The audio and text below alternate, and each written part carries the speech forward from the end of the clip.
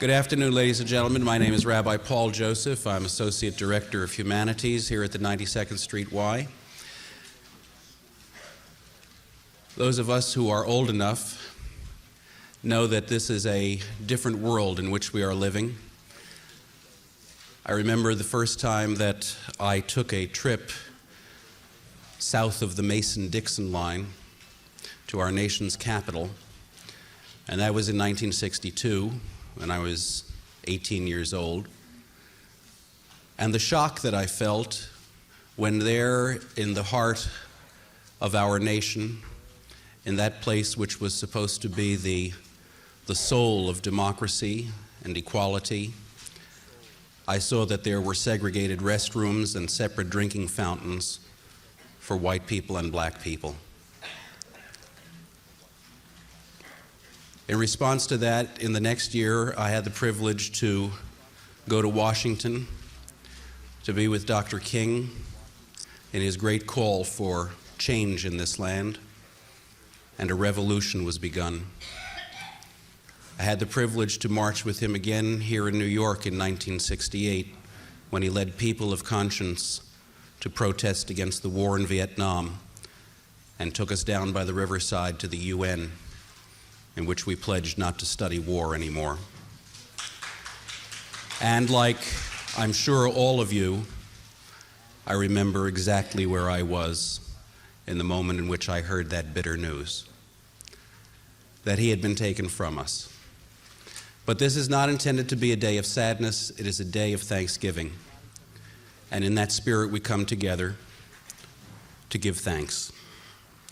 In the grand order of the universe, the eternal God wisely has chosen men and women to serve divine purposes in each era. Such a servant of the eternal God was Martin Luther King, Jr., whose birth 61 years ago we now commemorate. We are thankful for the life of this 20th century prophet of freedom, who joined the prophets of history in the call, "In the name of the God of freedom, let my people go." Dr. King reminded us that the human spirit soars from depths of despair through the strength and faith in the promise of our Creator that one day all shall live in peace and freedom. As we share this time of thanksgiving for Dr. King's inspiration and achievement, let us each direct our hearts to envision what we can do in the here and now to carry forward the work he began. Let us deal ever more compassionately with one another, recognizing that there is godliness in every person. Let us labor ever more wholeheartedly at our chosen tasks and occupations, bringing our dignity to bear on all that we undertake to do for good. In these two especially important ways, then, Dr. King may be said to live not only on this day of remembrance, but in every day of our lives as well. Amen. Baruch atah Adonai Eloheinu melech haolam, asher matir asurim. Blessed is the eternal our God, whose presence rules the world, so that from Budapest to Johannesburg and from Leningrad to Beijing, one day soon all captive peoples shall be set free. And let us say, Amen. Our program of celebration begins with children. The Children's Chorale of the 92nd Street Y School of Music will be accompanied by Kathy Landon on piano and directed by Ruth Spencer. The children will sing a medley of songs recalling the times and values of our nation and of Dr. King and of the spirit of hope that he brought to the lives of all God's children everywhere. Aaron Copland's American folk song, "I Bought Me a Cat," "Follow the Drinking Gourd," a song from the days of the Underground Railroad, and of course, "We Shall Overcome." The children will be presenting it as a presentation first, and at the end of our program, we'll all have a chance to join in with them a second time. Won't you welcome, please, the Children's Chorale of the 92nd Street Y.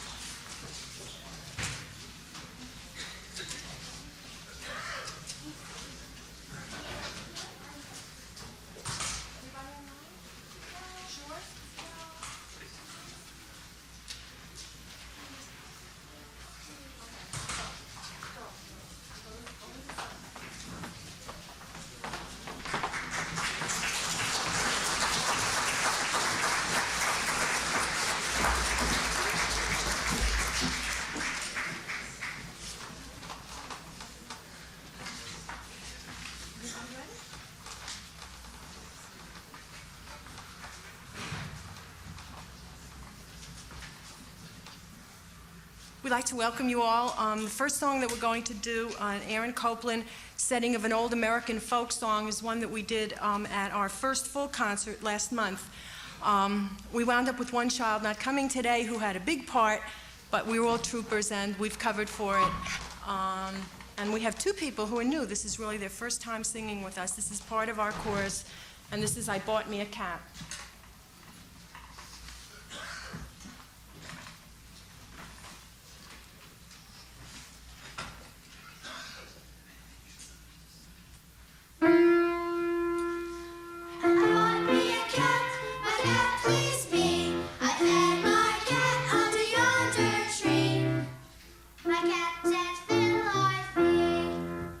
I bought me a duck, my duck pleased me. I fed my duck under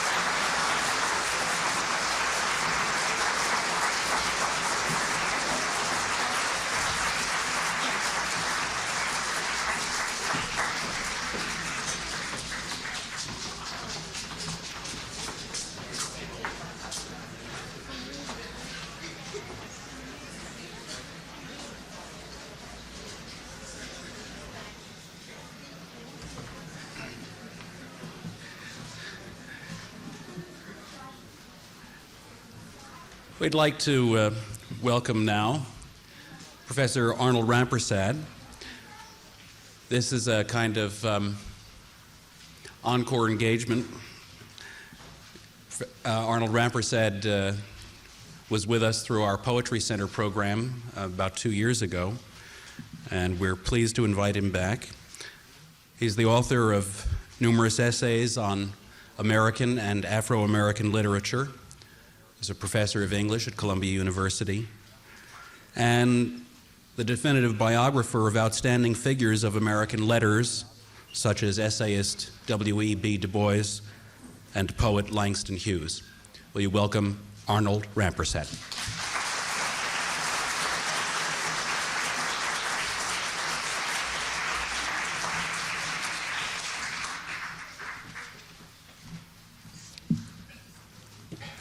In fact, I have been here at least one other time in the last year. I think I've made it about 3 times, and it's always a great pleasure to be here, and I think an honor too to be invited to the Y to speak. The Times said, the New York Times said I was going to lecture, and other people may lecture, but I'm just going to say a few words. But most of all, I would like to share some of Dr. King's words with you, read some of the excerpts from some of his speeches and his other writings. I said that I am happy to be here, and I would like to underscore that. And I think that what we are doing today is in stark contrast to what is going on in other places in this country. At least 4 states, I believe, do not wish to recognize this holiday, and I think one state has even distinguished itself by removing the holiday from the calendar altogether. But I think we are here because we think differently, because we believe in the example, the leadership of Dr. Martin Luther King Jr., what he stood for, even if we understand that it is hard for anyone to live up to the greatest of ideals. It's difficult, but we must keep trying. Dr. King was, I think, very different from black leaders before his time, and still quite similar in certain respects. There is a little controversy, a little scholarly controversy going on now between those who would emphasize Dr. King's education, his reading in the shaping of his ideas, and those who would emphasize instead the African-American religious tradition out of which he came as being the primary source of his inspiration, his ideas of nonviolence, and so on. I think that is a useful controversy. It's good to try to get at the background to an important person's ideas when they have been so influential with us. I would like to, at this point, however, point to the extent to which Dr. King belongs in a continuum of black leadership down through the centuries, really.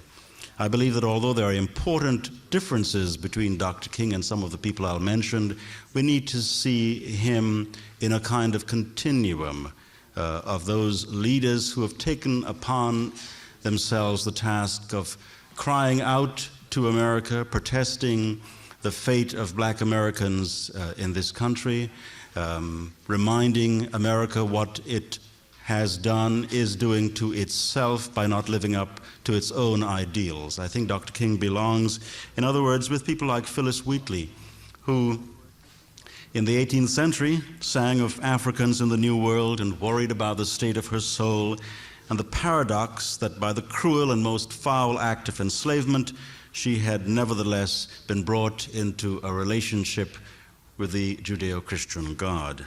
I think he belongs in the continuum with David Walker, a fiery essayist whose appeal in 1829 sounded a note of militancy and defiance that is far different from what Dr. King offered, but was, to a large extent, to the same purpose. With Frederick Douglass and Sojourner Truth, Harriet Tubman, Henry Highland Garnett, William Wells Brown, Martin Delany, and other black abolitionists.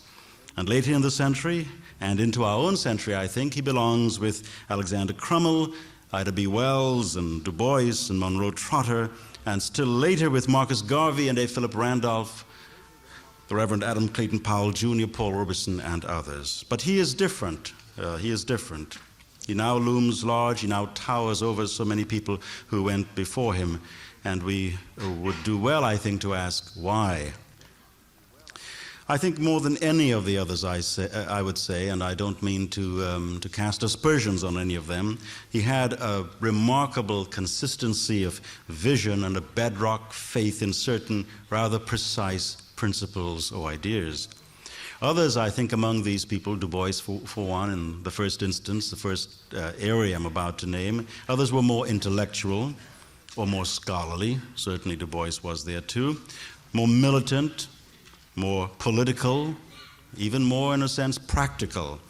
But King had a few ideas, I would say maybe 3 ideas, in which he deeply believed. He believed in the primacy of love, he believed in the necessity of nonviolence, and he believed in God and in religion. Not abstractly in God or generally in God, but in God and religion.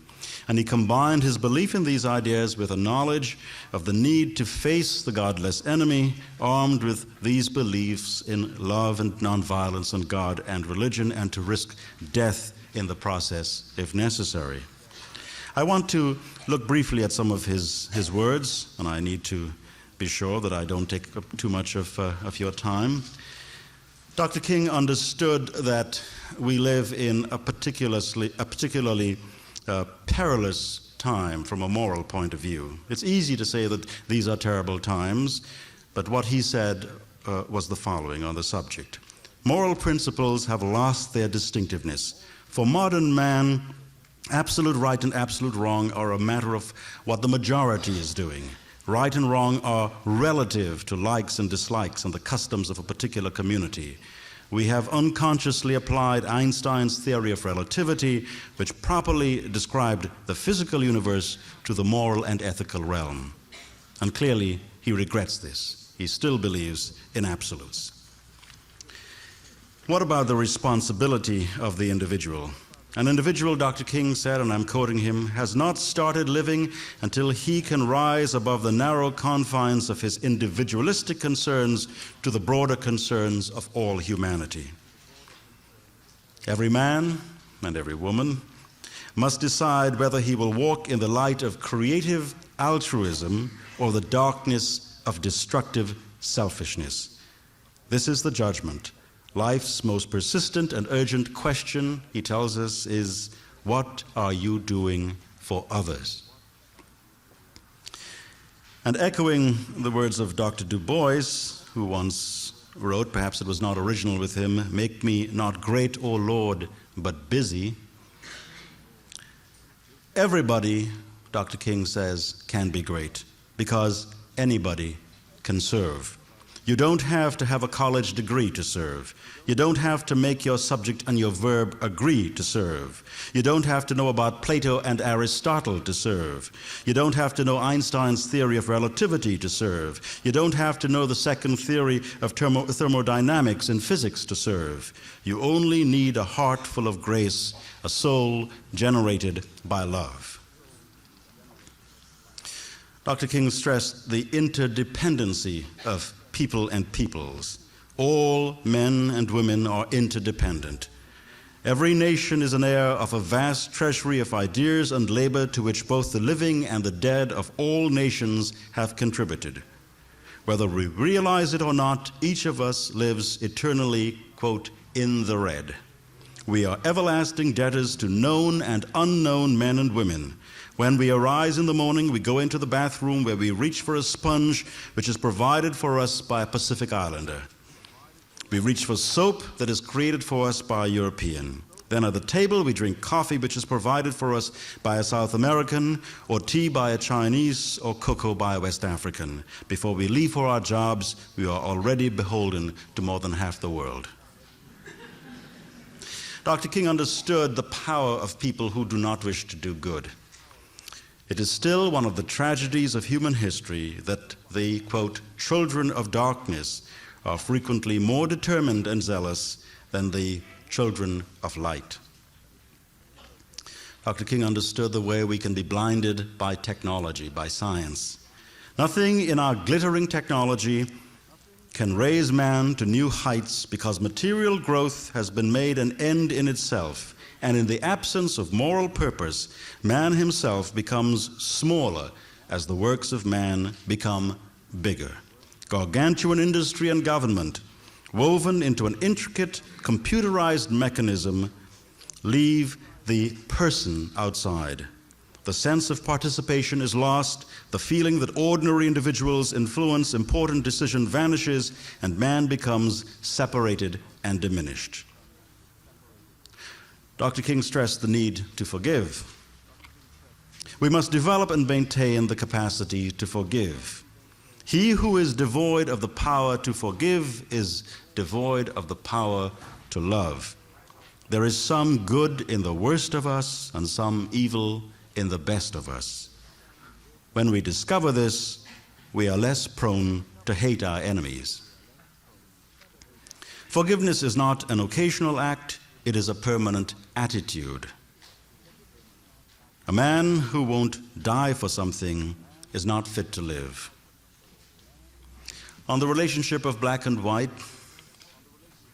sung so beautifully by the children just now in that last hymn, our cultural patterns are an amalgam of black and white. Our destinies are tied together.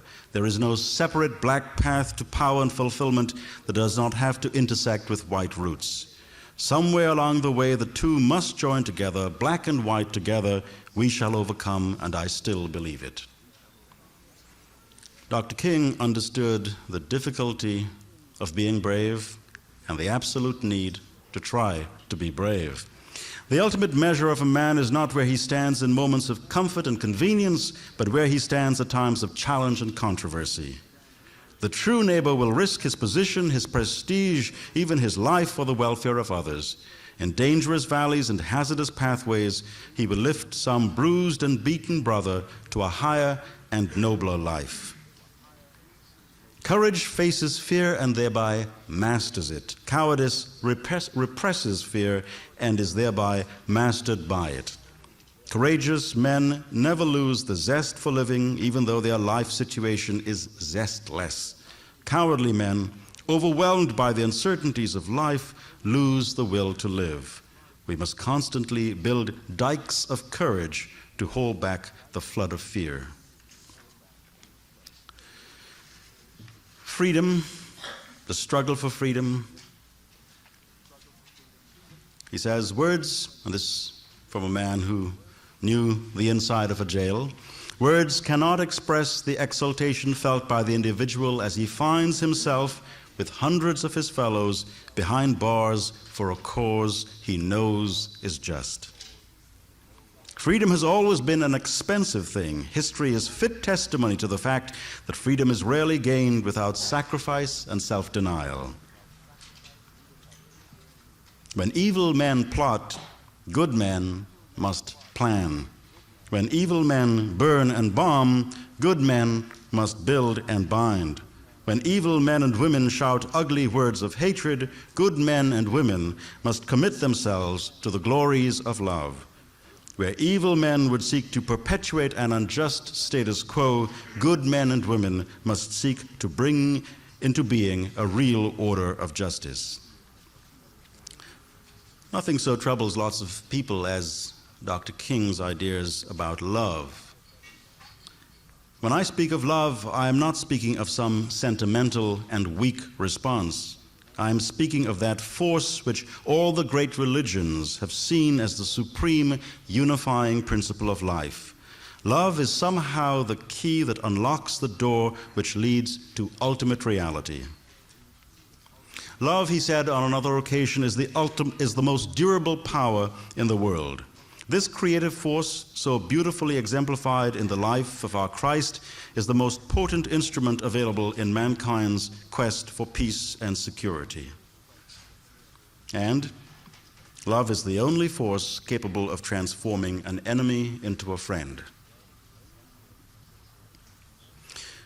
He believed in religion, but he understood the difference between religion and superstition. The belief that God will do everything for man is as untenable as the belief that man can do everything for himself. It too is based on a lack of faith. We must learn that to expect God to do everything while we do nothing is not faith, but superstition. And Dr. King understood the need to act now, not to think about acting tomorrow. Two last excerpts from his writings and speeches. We are now faced with the fact that tomorrow is today. We are confronted with the fierce urgency of now. In this unfolding conundrum of life and history, there is such a thing as being too late. Procrastination is still the thief of time. Life often leaves us standing bare, naked, and dejected with a lost opportunity. The tide in the affairs of men does not remain at the flood, it ebbs. We may cry out desperately for time to pause in her passage, but time is deaf to every plea and rushes on. Over the bleached bones and jumbled residues of numerous civilizations are written the pathetic words, too late. There is an invisible book of life that faithfully records our vigilance or our neglect. The moving finger writes, and having writ moves on. We still have a choice today, non-violent coexistence or violent co-annihilation. This may well be mankind's last chance to choose between chaos and community. Against hatred. Hatred and bitterness can never cure the disease of fear. Only love can do that. Hatred paralyzes life. Hatred paralyzes life. Love releases it. Hatred confuses life. Love harmonizes it. Hatred darkens life. Love illumines it. And last of all, I refuse to accept the cynical notion that nation after nation must spiral down a militaristic stairway into the hell of thermonuclear destruction. I believe that unarmed truth and unconditional love will have the final word in reality. This is why right temporarily defeated is stronger than evil triumphant. I believe that even amid today's mortar bursts and whining bullets, there is still hope for a brighter tomorrow. I believe that wounded justice, lying prostrate on the blood-flowing streets of our nations, can be lifted from this dust of shame to reign supreme among the children of men. I still believe that one day mankind will bow before the altars of God and be crowned triumphant over war and bloodshed, and non-violent redemptive goodwill will proclaim the rule of the land. And he ends with a quote, "And the lion and the lamb shall lie down together, and every man shall sit under his own vine and fig tree, and none shall be afraid. I still believe that we shall overcome." Thank you.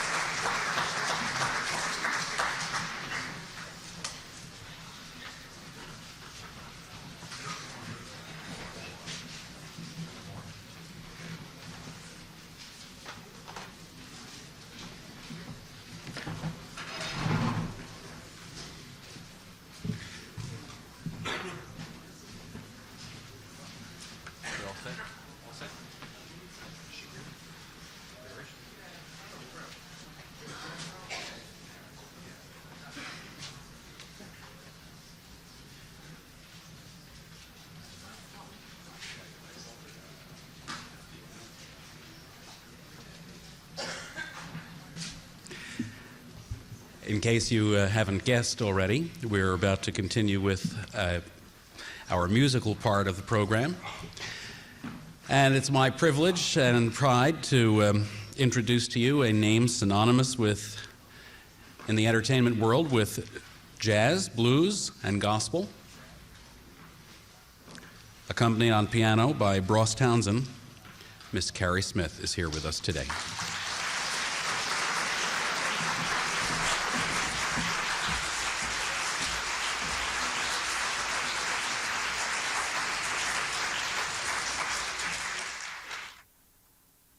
Much. It's so nice to see so many smiling faces in the crowd. on such a beautiful, wonderful day to celebrate Dr. Martin Luther King, who made it possible for so many of us. And we are glad about that today. We hope that you will enjoy the couple of songs I'm going to do for you.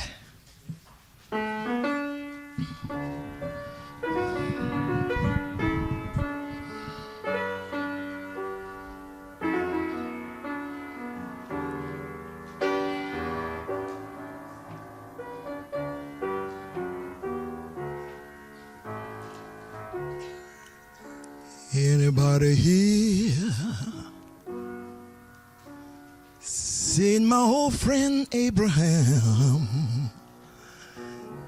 Can you tell me where he's gone? He freed a lot of people, and the good they die young.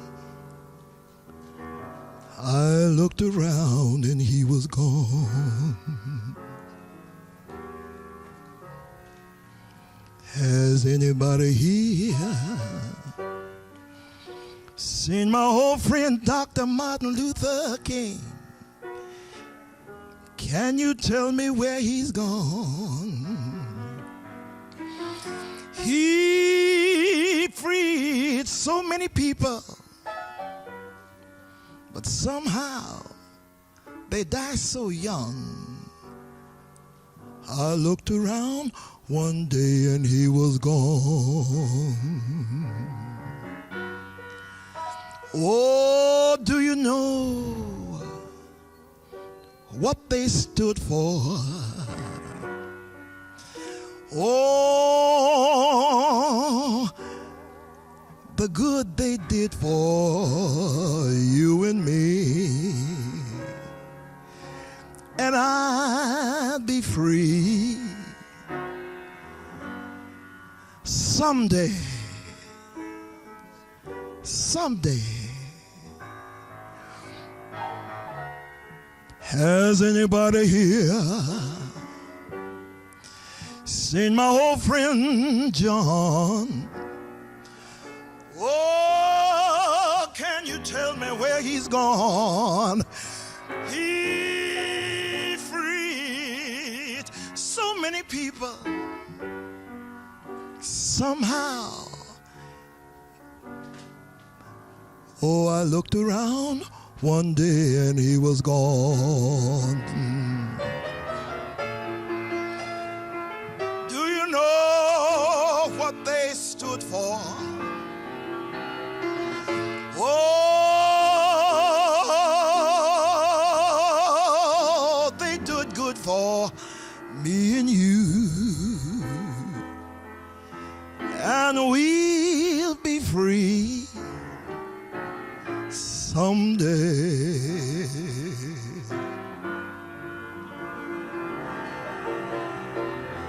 Oh, anybody here seen Dr. Martin Luther King? Can you tell me where he's gone? Oh, he freed so many people,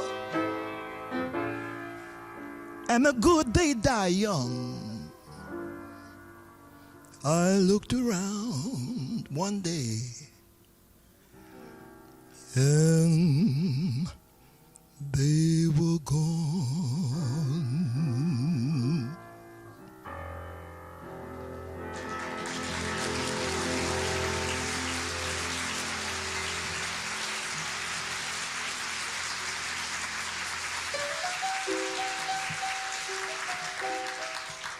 Thank you. I looked around one day and they all were gone. And one thing that Dr. King stood for, love. Everybody love each other. He said he saw the black kids and the white kids joining hands, going to school together. And we adults, we have to show our kids what it was all about and what he meant. And he said, just put a little love in your heart, that's all.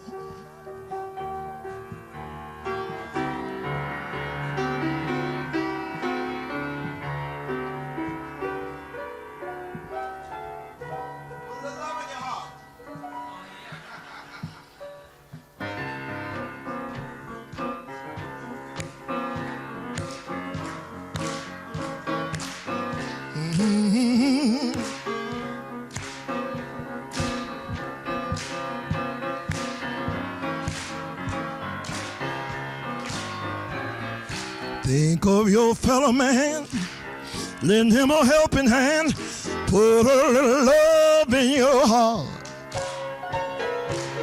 No, don't hesitate, don't let it be too late, put a little love in your heart. And the world will be a better place, and the world will be a better place for me and you. Just wait and see. Oh, oh, put a little love in your heart. Put a little love in your heart. Put a little love in your heart. Put a little love in your heart. And your way will be brighter. Your burden will be lighter. Put a little love in your heart. Think of your fellow man. Lend him a helping hand. Put a little love in your heart. You see it's getting late. No need to hesitate. Put a little love in your heart. And the world will be a better place. And the world will be a better place for me and you. Why don't you wait? Wait and see. Yeah. Put a little love in your heart. Put a little love in your heart. And the way will be brighter. Your burden will be lighter. Put a little love in your heart.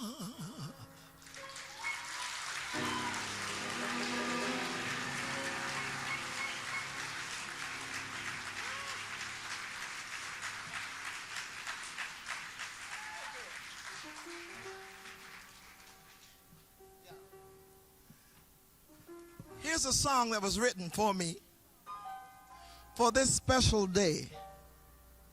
And you notice I have my glasses on. A lot of you don't have yours on because you're ashamed. But I'm glad the man invented glasses, you know. And also he invented a place for you to hook them to. How about that?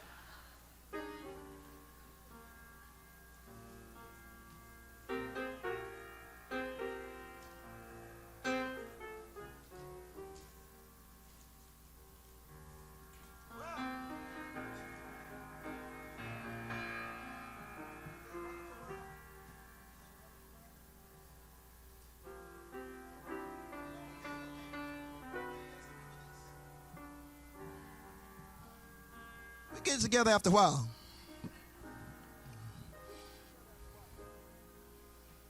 As I reminisce, I realize I've missed the world we used to share.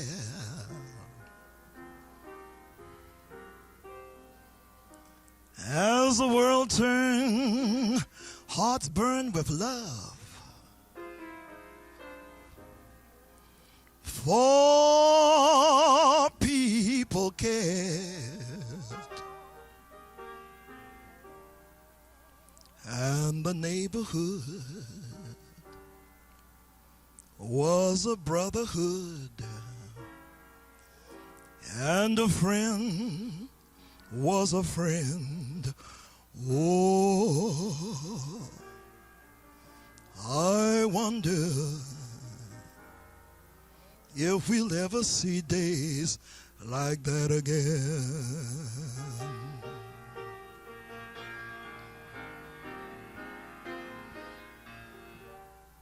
See the children play on the sunny day. Their laughter fills the air.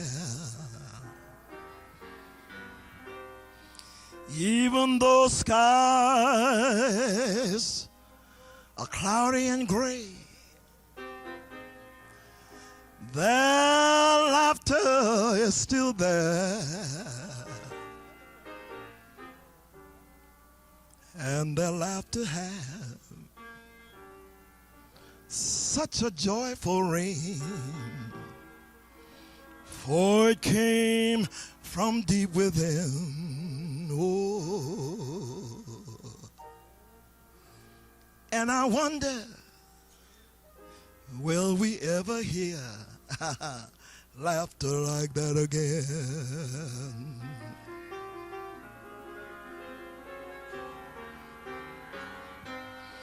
As I walk the street, yeah, the people you meet, they would really make your day. Even took time to lend a dime to help you on your way. Yes, the good old days and the good old ways I think of now and then. Oh, but I wonder if we'll ever see days like that again.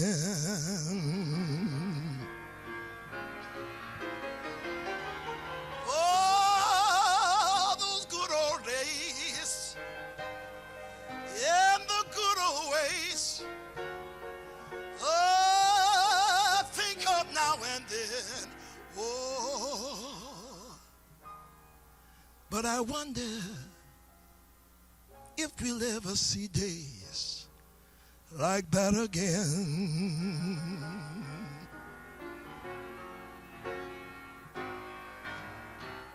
Days like that again, moments like that again, ways like that again, days like that again. I want it to be. Yes, I want it to be. Oh God, please let it be. And I wonder if we'll ever see days like that again. Oh, days like that again, moments like that again, ways like that again, days like that again. I want it to be. Ooh, let it be. Oh God, please let it be. I wonder if we'll ever see days like that. Oh, yeah.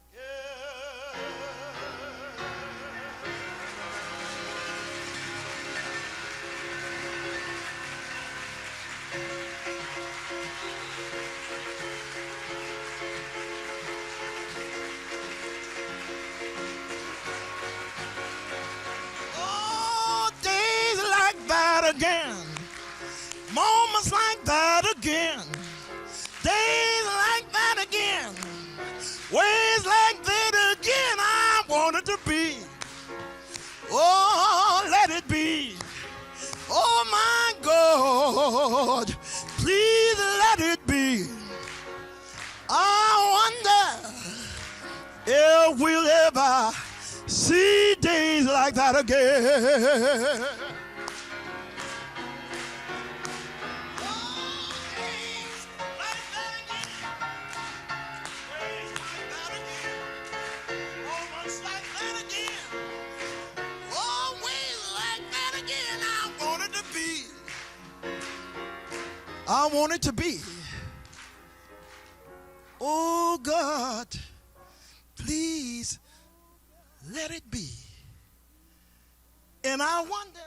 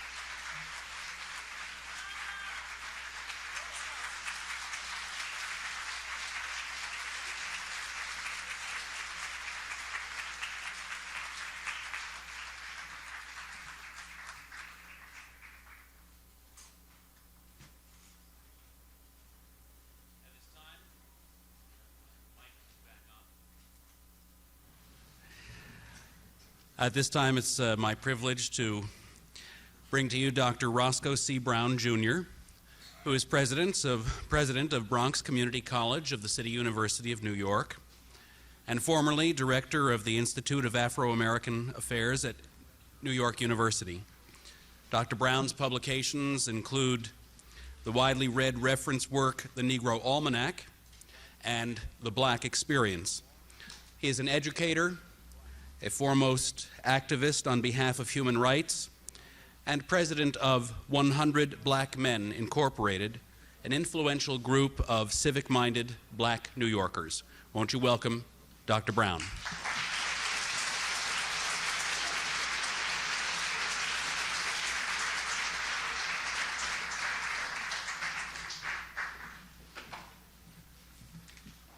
Good afternoon, brothers and sisters. Good afternoon, brothers and sisters. All right. You know, when you hear someone like Carrie Smith sing Days Like That Again, you wonder what days she's talking about. Which reminds me of a quote from Martin Luther King that Arnold Rampersad did not use, but it is one that we use in our community. It goes like this: we ain't what we ought to be, we ain't what we're going to be, but thank God we ain't what we used to be.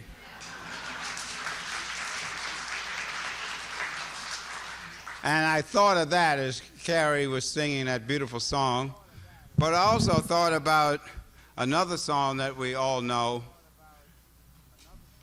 named Tomorrow.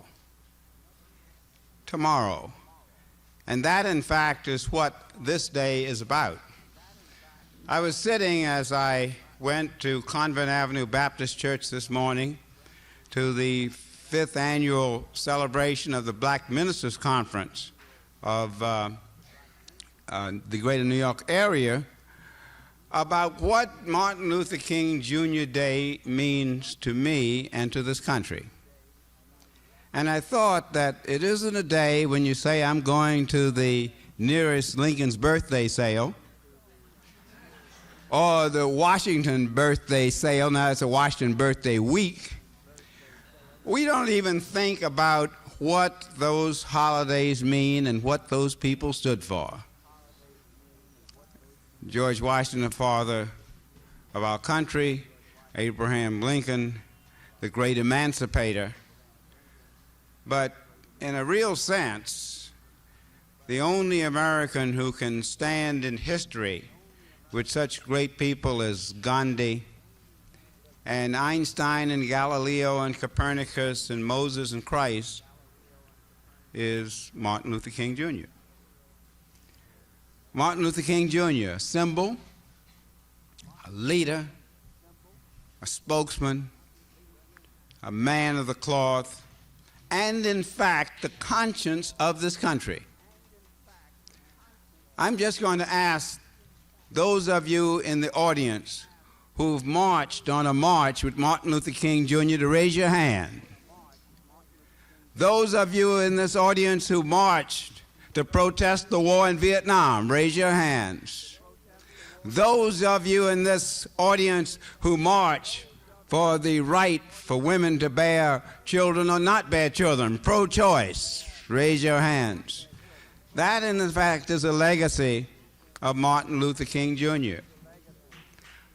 Martin Luther King Jr. follows a long line of African American leaders, men of the cloth.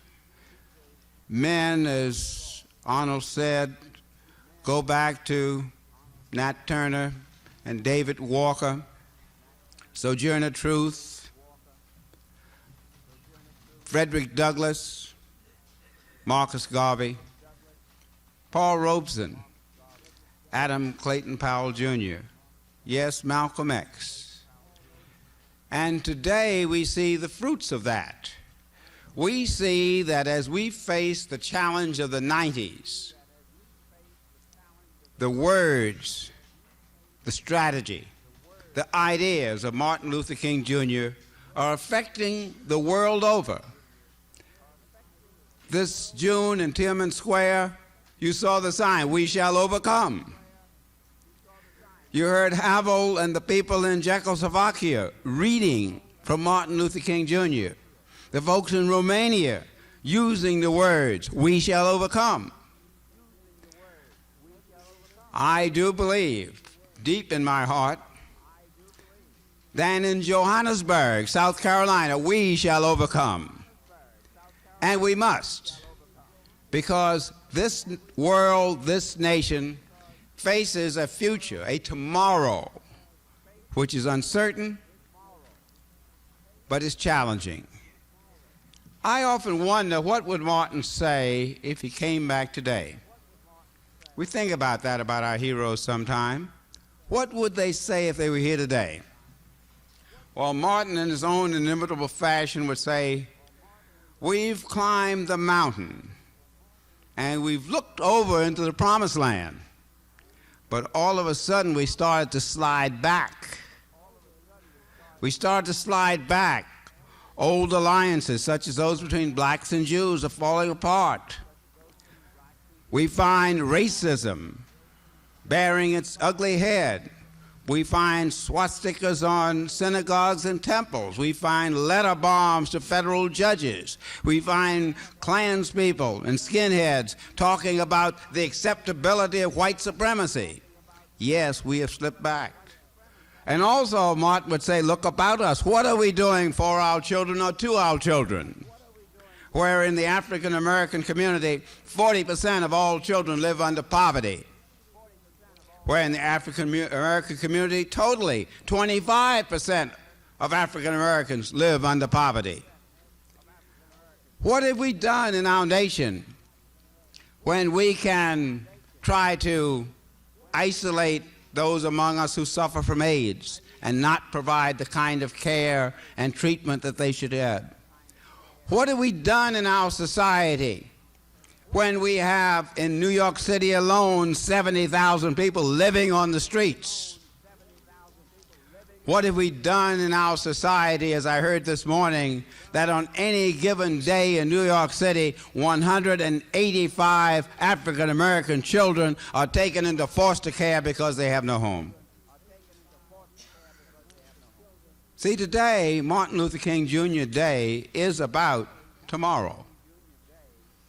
It is about the days of yesteryear and the beauty and the struggle when many of us walked those streets, crossed those bridges, bore those attacks of the dogs and the racist police in the South and sometimes in the North. Those were days when we yearned to reach the mountaintop and cross over into the promised land. Yes, we reached the mountaintop when Lyndon B. Johnson said in the Congress, "We shall overcome," and we passed the civil rights laws, so that I, who grew up in Washington, D.C., and who could not go to restaurants and could not go to theaters, and went to segregated schools, which I might say were very good schools in my town, I had the opportunity to hear W.E.B. Du Bois in my high school. I had the opportunity to hear Paul Robeson in my high school, because there were other African American people who felt that we, the children, should know. We should know our heritage. We should know our struggle. We should know where we are going. The one thing that saddens me a little about many of our Martin Luther King ceremonies is that, except where we have the young people singing or performing, we don't have many youth here. I heard a commercial on the radio as I was driving over. I think AT&T was trying to sell long-distance phone calls, but they were having children. Who was Martin Luther King? Well, he was a great man. He freed the slaves. Oh, yes. He was a leader in our country. Oh, yes. But young people need to understand the struggle. And one thing that we need to face is that young people will inherit the earth. The young people will be the ones who will be living in the 21st century. And in one sense, we have a chance to disprove and to correct what W.E.B. Du Bois said in about 1904 or 5. The problem of the United States of America in the 20th century will be the color line. We have now 1 decade, 10 more years. We have an opportunity where we're really being compelled by the events throughout the world. We have lost our primacy as an economic nation because of the fact that we did not keep up with the new developments. We don't want to lose our primacy as a nation of freedom and hope and aspiration. We cannot side with apartheid. We cannot side with those people who would oppress those peoples of color. We cannot side with those people who don't do enough for our own people right here in New York City. Every time we see a homeless person, we should say to ourselves, what can I do? What is my responsibility? Isn't that what Dr. King said in some of the works that Arnold Rampersad wrote? What is your responsibility? It has been said, all it takes for evil to triumph is for good men to do nothing. So that when we hear a racial or ethnic slur, when we see people being treated differently because of race, color, religion, class, we should speak up, we should organize. And one thing that Dr. King talked about, and sometimes we don't recognize. King said he wasn't a political leader, but he was a political leader. Because you don't get 250,000 people at the Lincoln Memorial in August of 1963 without being a political leader. You don't get 500,000 people in Central Park to protest the war in Vietnam without being a political leader. You don't get the President of the United States to stand up and say, we shall overcome, without being a political leader.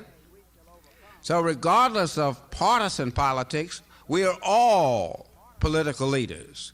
We are all what King says, and should be drum majors for justice. We should all stand up and speak out. Because Martin Luther King Jr. Day is not just about the struggles at the Dexter Avenue Church in Montgomery, where he joined with Rosa Parks and the citizens of Montgomery to start the bus boycott. How many of us have started a boycott? How many of us started a rent strike? How many of us started protests on our job? How many of us have protested discrimination against ourselves or others? That's conscience. In a sense, Martin Luther King Jr. has been the conscience of America. But conscience, in order to be effective, has to infuse each of us. Each of us needs to make a commitment to the ideals and the concerns of Dr. King today.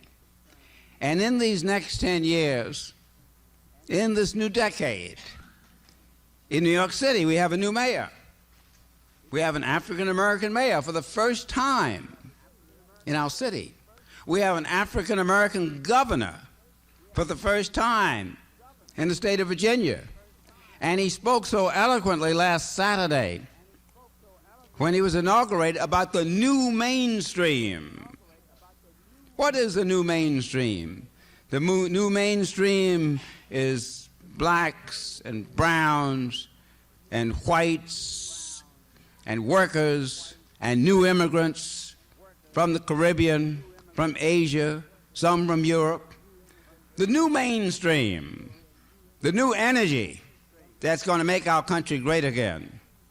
And therefore, even though we talk about the glory days of yesterday and remember the ideals and the sacrifices of people like King, we don't even think sometimes about the fact there were others, those little 4 little girls in Birmingham where their church was blown up, Viola Liozzo on the road to Selma, white. We don't remember Mickey Swerner, Andy Goodman, James Chaney. This road to freedom, this road to equality has been filled with the commitments of people of all kinds and backgrounds. And I might say, on this very day, January 15th, 1990, we would all do ourselves proud to tune in Channel 13 tonight at 9 o'clock and see the first part of Eye on the Prize. You know what the prize is? The prize is freedom and justice. The eye is how it was seen from those many, many people, white and black, Jew and Gentile, rich and poor, who contributed to the civil rights movement. So I say to you, on this day, at this celebration, that this is a celebration not only of the life of Dr. Martin Luther King Jr. and his ideals, but it's a day of rededication, of courage and personal commitment to those ideas and ideals. Should we do this, certainly by the year 2000, we will be able to say, we did overcome. Thank you very much.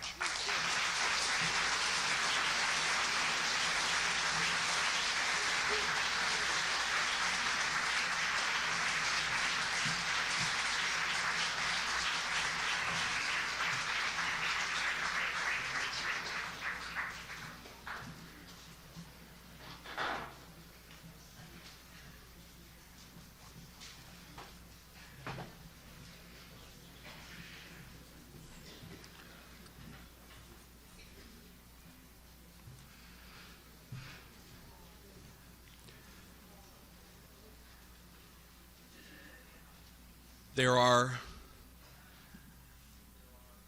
voices of conscience, and our next guest is certainly one of them.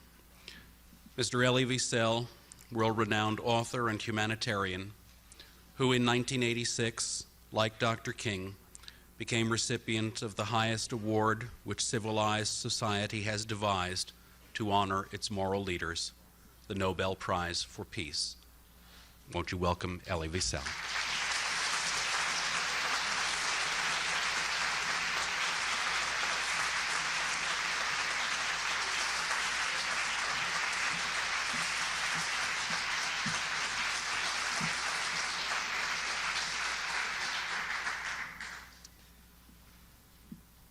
If anyone else had some 25 or 30 years ago gone to Washington shouting and singing, "I have a dream," he would have been sent to a psychiatrist. But when Martin Luther King said those words, the entire country listened. And indeed, the entire civilized world shared in his dream. I have met Dr. King only once, thanks to a mutual friend who was a very dear friend of his and mine, Abraham Joshua Heschel. In fact, it happened, I think, a week before the assassination. Dr. King came to address a conference, a rabbinical assembly. And Dr. Heschel wanted me to meet him, and we met. I was naturally profoundly impressed by the man, by his depth, by his sense of humor, and by the intensity of his commitments. Now, what does the memory of Dr. King means to this generation? First of all, it means that courage is rewarded. Often we think of the influence of one man and the way he or she acts upon history. And we are, of course, admiring such a person. To take history on one's shoulders and say, I am going to redirect it, that takes courage. And in moments of grace, the reward is there as well. Martin Luther King was not really alone. Whenever we saw him, he was surrounded by friends and allies and accomplices. Except that great men are always alone. In the midst of crowds, he must have realized that there is so much to do and still so much to accomplish. Whatever he would try to do would never be enough. But what he managed to do is to inspire all those around him. An inspired person is he or she who inspires others. And indeed, those of us who are old enough to remember that day, the march to Washington, cannot but feel gratified. It was a privilege for any human being to be alive that day. What was the message? What was the dream? Very simple. That no person ought ever to be humiliated. The greatest sin in the world is humiliation. Every human being, whatever his or her color, ethnic origin, social class, religion, every human being is sovereign. Not only independent, but sovereign. We carry a certain sovereignty in us, and that sovereignty cannot be mutilated, nor can it ever, nor must it ever be muted. I come from a tradition that has seen in humiliation a crime as serious as murder. The Talmud says it explicitly. To humiliate another human being for whatever reason is to commit murder. I come from a tradition which I know now is your tradition as well, my friends from the black community. A tradition that is against slavery, not only physical but also spiritual slavery. After Moses received the 10 commandments from God, the next commandment is against slavery. And that commandment is extraordinary because it says, not only am I not supposed to own slaves, but I am not supposed to be a slave. And the slave who chooses slavery is to be punished. For I am free, but I am not free to give up my freedom. Racism, of course, preaches the opposite. Racism is ugly. Racism is stupid. And unfortunately, racism is contagious. What we have learned from those days when that magnificent struggle was going on in the United States, a struggle for the soul of our nation, a struggle for the heart of our history. When that struggle was going on, I was thinking, as many of us did, that those who hate everybody. Those who hate the blacks hate the Jews, and the other way around. Those who hate a minority hate all minorities and end up hating themselves.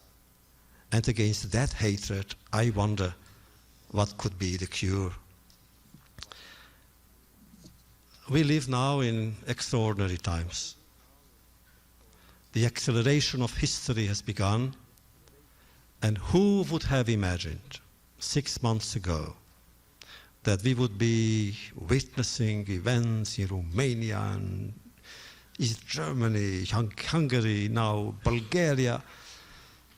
History is running very fast. It is running towards the end of the century, which is also the end of the millennium. Occasionally, irrational forces may take hold of history, and then we pay the price. If we have the courage and the lucidity and the generosity of being a disciple in the field of human rights of Martin Luther King, we may prevent the irrational forces from dominating history. And then we may move humankind in a direction of nobility.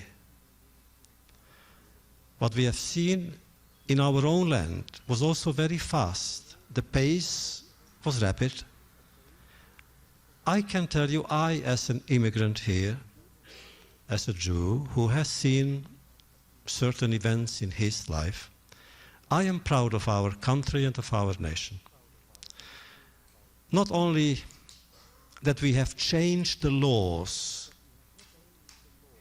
so quickly, too late, 200 years too late, but we have changed the laws, as you have mentioned, under Lyndon Johnson.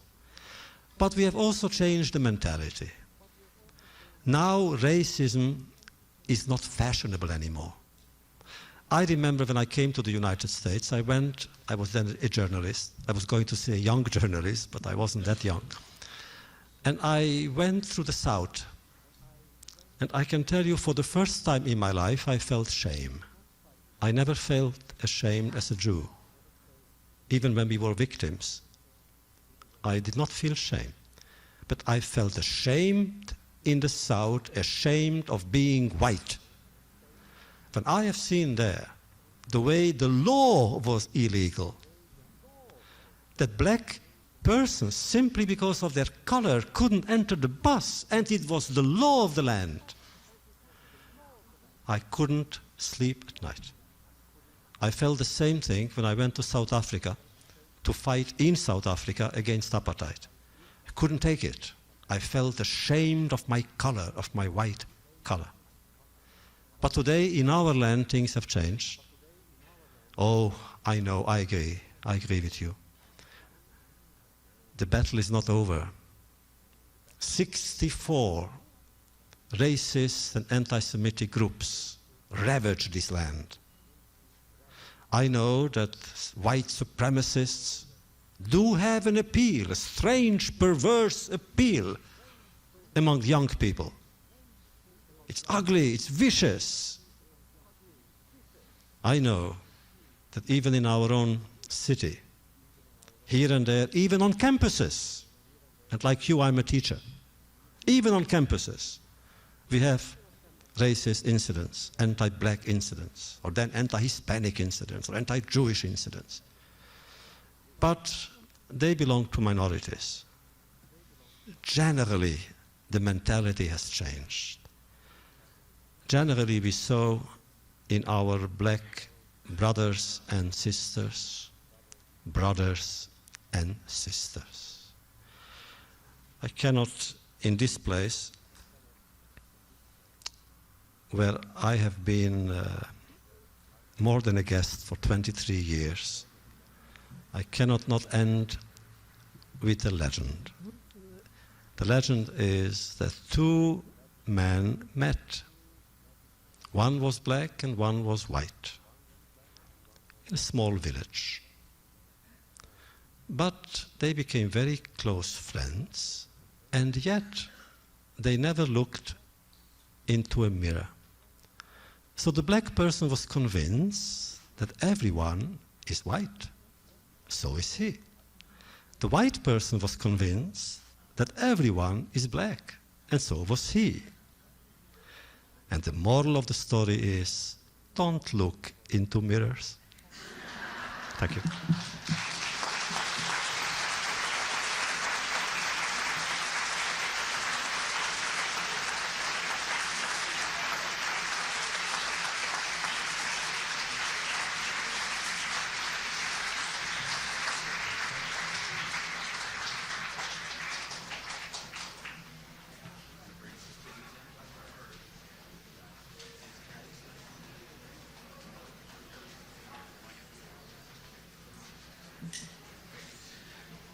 We'd like to bring our children's chorus back on and ask them to come on out on the stage here, along with their accompanists.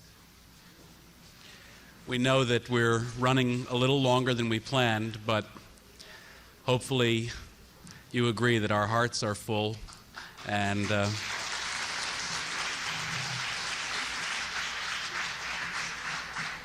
while they're coming on, I'd like to ask all of you to stand.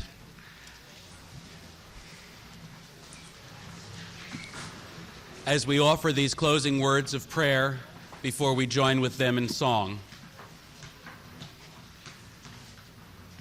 We praise the eternal God for sending us a man of peace who resisted tyranny, a man of nonviolence who fought for liberty, a man of God who worked for human beings in need. We thank you, O God, for Martin Luther King Jr., who inspired us with his dream, who walked into our hearts and our lives with his marches for social justice, who demanded freedom with great courage in the face of great danger, and who dwells now in your promised land. Thank you for his noble legacy, and enable us to journey on toward the creation of that kind of dwelling place right here on this earth, a life for all people which fulfills its promise. Adonai Shalom, Barachenu Vashalom. O eternal source of peace, bless us with peace. And let us say, Amen.